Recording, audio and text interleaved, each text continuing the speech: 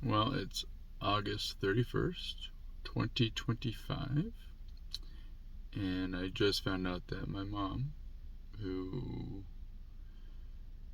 has been estranged from our family and myself for the last 11 years, just found out that she passed away. And I also found out that it was like 3 weeks ago, on August 12th. And nobody ever told me or the family, her brothers and sisters, her son. Um,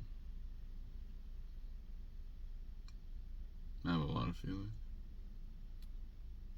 Spent most of the day crying. Anyways, I did love her. I don't know. I mean, she isolated herself, her and her husband, uh, 11 years ago. Most of it, I think, I'm not sure. But the only thing I can conclude was around financial stuff with the farm that my grandparents left them while they needed to sell it and um, pay off her two sisters and brother, and then they got 25% of it as well. I think it sold for like $3 or $4 million. So I don't know how they split it or what they did, but she obviously had bad feelings about that. I don't know how I got thrown into the equation. We were different politically. I vote Republican normally. She got pretty more far left as time went on. But this happened before Trump made everybody go crazy on the left with the Trump derangement and all that stuff. I could see that being a part of it, maybe eventually. But we weren't talking already since 2000 and end of 2014, Christmas Day. We had everybody over to our house in Issaquah for Christmas, and that night is when Jennifer told me, or maybe it was the night before, and we decided to keep it a secret. Anyways, I don't remember. Was when Jennifer gave me a gift and told me about Grace, and it was a little USC socks, and I'm really hoping I still have those in storage, actually. And she never met Grace. That caused a lot of tension between us. So I was bitter for a while. I didn't try to contact her for a while. But after my divorce, which happened because probably I wasn't talking to my mom, and family relations were kind of going south. My grandmother had already passed a few years earlier, stuff like that. So my grandmother really held the family together. My mom was always kind of trying to tear everybody apart and gossiped way too much. And I mean, I'm her son, so I was with her every day, right? So yeah, my ups and downs. She had a lot of emotional issues, a lot of I don't know what you would call it, I guess. Not personalities, but she definitely had addictions. And yeah, I mean, I know this is a boring video because I just haven't got my thoughts all together. But I think my thoughts might be important to my kids because they're gonna try to put this together. Grace never knew Grandma, and Aiden did. And towards the end there, the last year, I guess, they had a falling out, and my mom's husband, John, even if my son is telling me the truth, there's issues with that as well.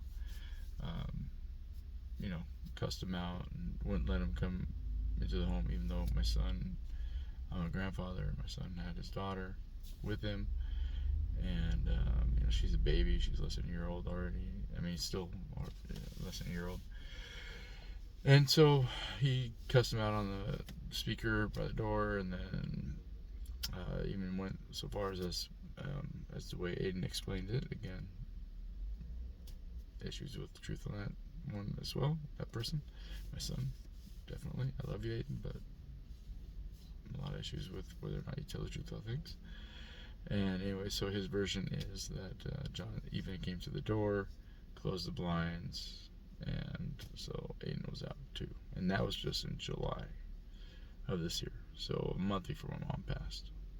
So I don't know what to make of it. I know I've reached out a few times. I reached out more in 2018 and 19 than I did, currently. But every time I heard somebody had talked to my mom or seen my mom or whatever, I always told them, Cindy, he used to be my babysitter.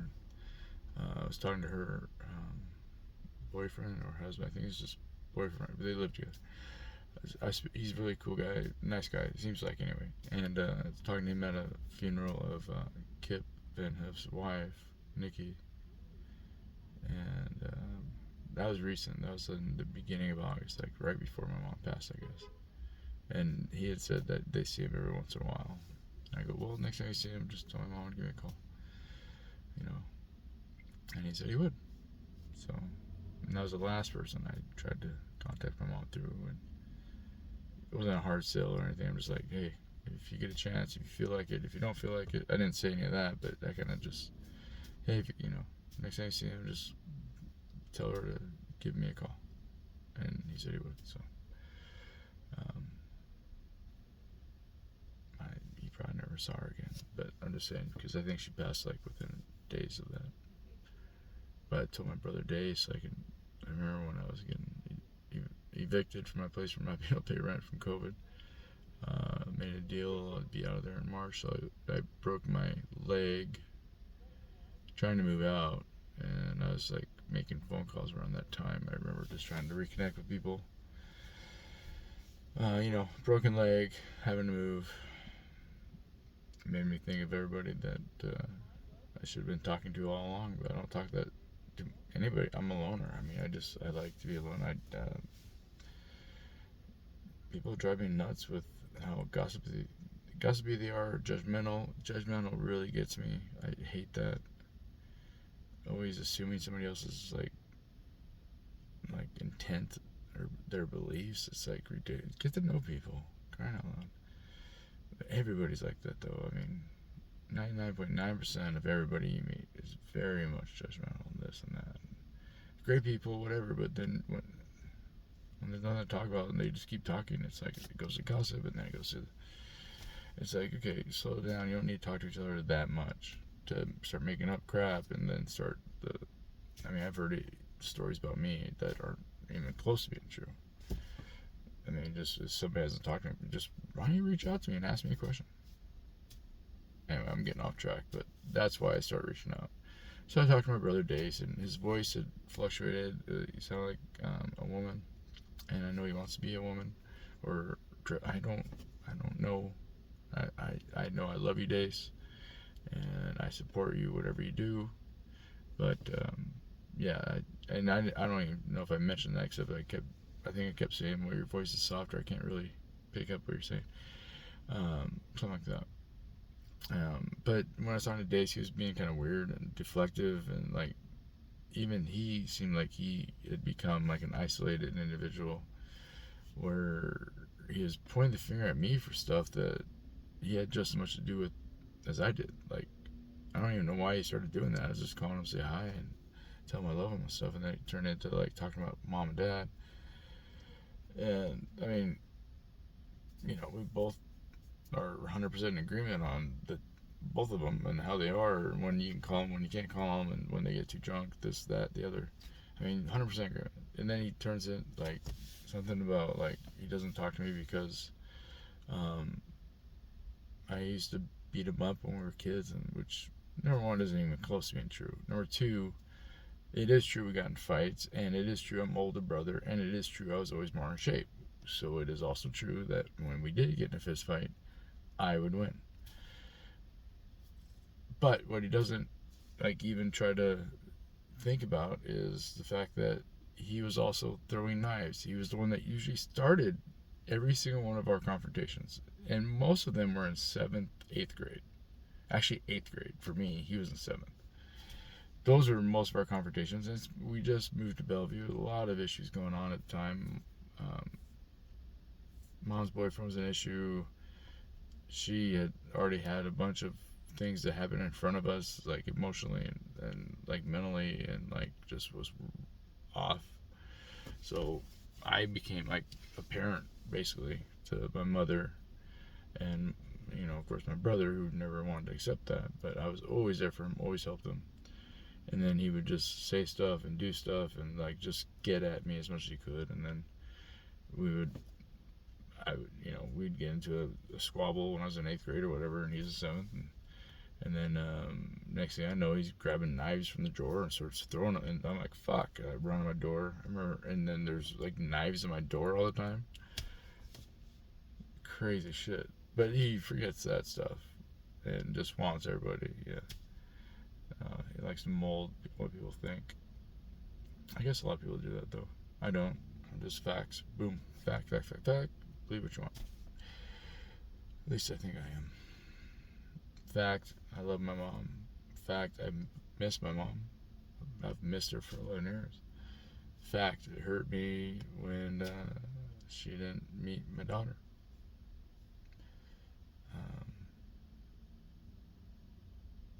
I think the last 10 years I knew her, all she did was hurt me. Different ways. Yeah. But I guess she had to do that to somebody, and I was the person that she did it to. So that my brother and everybody else I felt like was basically protected. I just kind of took it. Got old. Yeah. Anyway. She's my mom. I remember all the good stuff right down, She was funny. Very funny.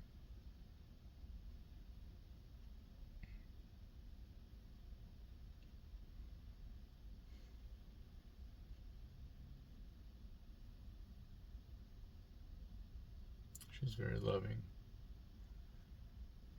Up until a point. And she, I remember divorce from Brian. That was a hard time for her. Hard time for us because we had to watch her go through it. And then we also were losing, the guy that was, our dad. Because he was there for us every day. And I remember playing catch with him all the time. And he's the one that taught me how to mow a lawn. And he always had time to play catch. And he took us up in the mountains and cut wood. So we went through a loss, but we had to like give all our attention to our mom because she was like losing it, panic attacks and all that stuff, and they were bad. But up until that point, I think I was 10. Up until that point, very loving. After that point, distant, very distant.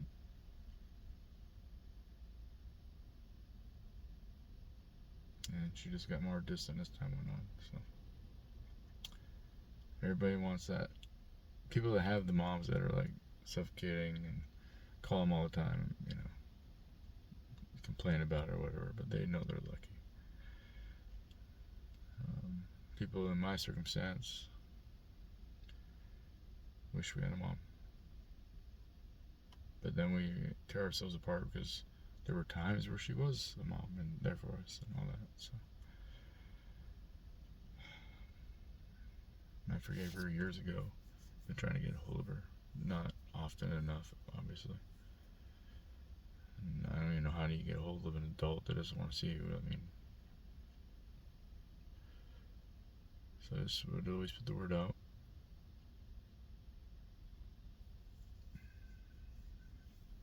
She would have loved Grace. At least the woman I knew.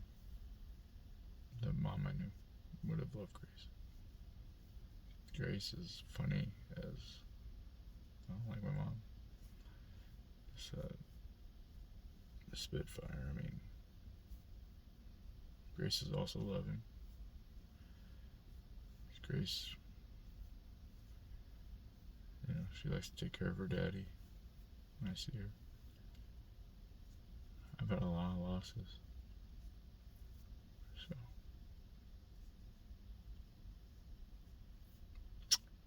Yeah. The world's a cruel place. It's a cruel, cruel place.